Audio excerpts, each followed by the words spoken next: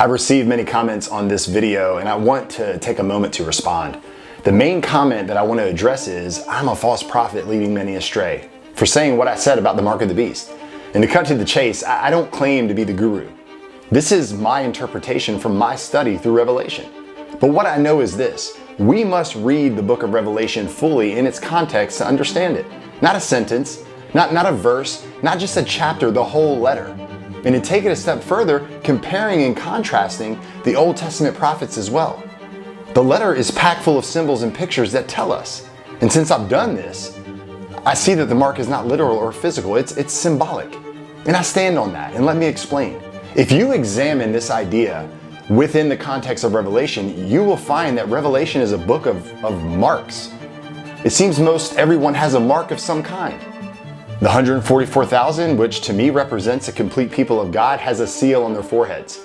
The first beast out of the sea has a mark of a blasphemous name written on his heads. The second beast out of the sea, who promoted the worship of the first beast by all means necessary, he forced people to take the mark of the first beast on their hands and foreheads. This mark gives people rights in society to do such things as buy and sell. And notice how this group from Revelation 13 is described in direct contrast with the 144,000 who have the mark of the Lamb written on their foreheads from Revelation 14. To me, the mark of the beast is to be interpreted by the same measure as one interprets the mark of God's people. So when we look at the judgment against those with the mark of the beast, it is very clear that based on the entire book of Revelation, the symbolism, the context, that our worship marks our life. What we worship, who we worship, and so on. What does God desire from us? Complete worship. What does Satan desire from us? Complete worship. And it is the worship that defines who you are marked by. Period. And am I wrong? I may be. But does that make me a false prophet? No. I doubt Jesus is going to chastise me for my interpretation of this.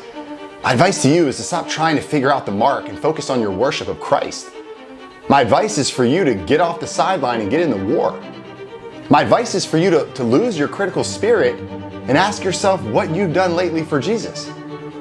My responsibility is to provoke and push you towards this. And that's what I'll continue to do, regardless of the comments.